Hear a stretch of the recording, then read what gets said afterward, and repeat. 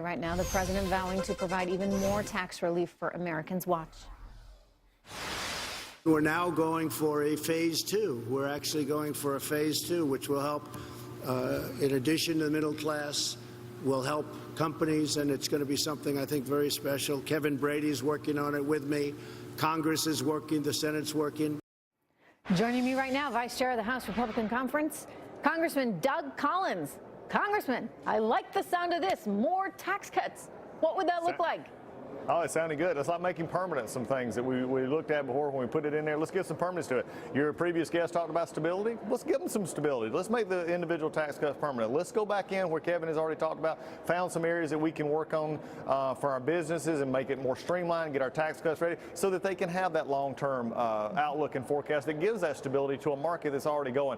And I think that's the one thing that we need to have. You've got a president who's working. You've got a president who is looking out for this economy, looking out for business. I agree with what you just said a minute ago. Sometimes they just need to take a chill for just a moment and realize what good is actually happening. And this is when you see people with money in their pocket, when you see businesses expanding, this is a time when we make the move to take it to the next level. And I think that's what the president is talking about. That's what Kevin Brady's talking about it. And we're excited about it. How much, I mean, I know we're just talking about phase two. What would that, I mean, what would that really mean? You mentioned making the tax cuts permanent. That would be of central importance to so many people, including your critics who said, well, it's not permanent for individuals, so how can anybody really be that excited about this? So you make it permanent, and do you make the tax cuts bigger?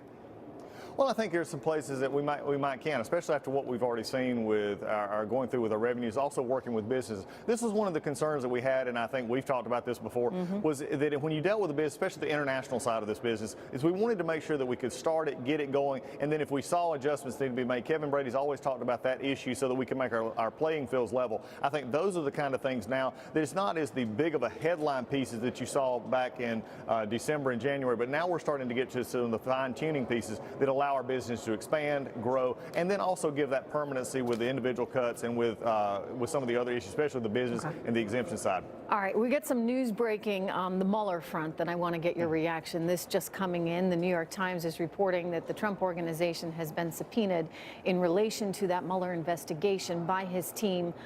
Fox News right now has not confirmed this. In fact, sources are telling Fox that they are not aware of any subpoena.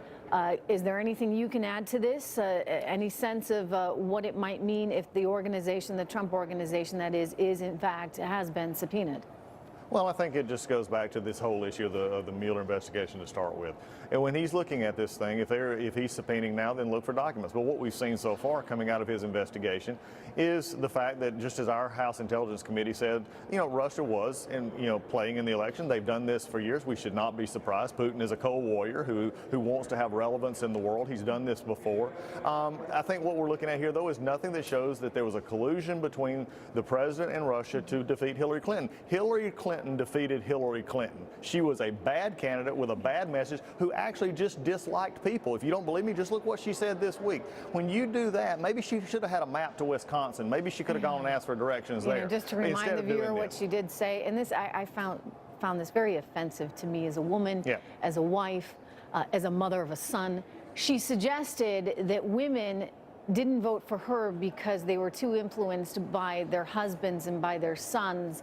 They wanted to vote as their husbands or sons told them to. I mean, that is just absolutely bizarre, because now she's blaming women. And I just asked Congressman, how does she ever expect women to like her when she's faulting them for losing the election? You're right in that she was not a good candidate, absolutely not a good candidate. And it had nothing to do with being a woman and everything to do with her. That said, we're now getting reports. The New York Times says that Mueller's team is looking into any Russian real estate deals the president may have had. Any thoughts on that?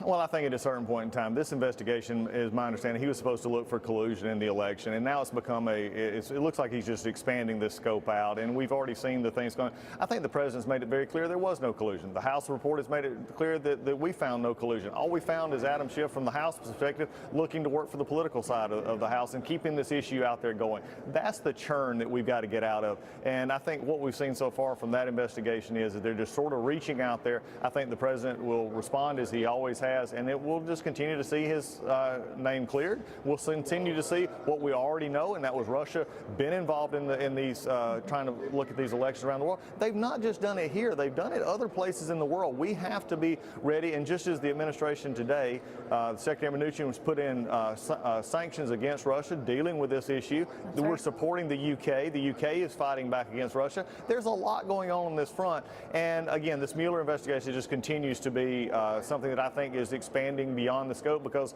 maybe he hadn't found what he wants. Maybe he's trying to make a name for it. I don't know what he's trying to do, but at this point in time, I do know one thing: let the investigation continue, because at this point, it's not shown, and the president's been very clear there was no collusion. And let's move forward. Congressman, it's good to see you. Thank you so much. Trish, take care.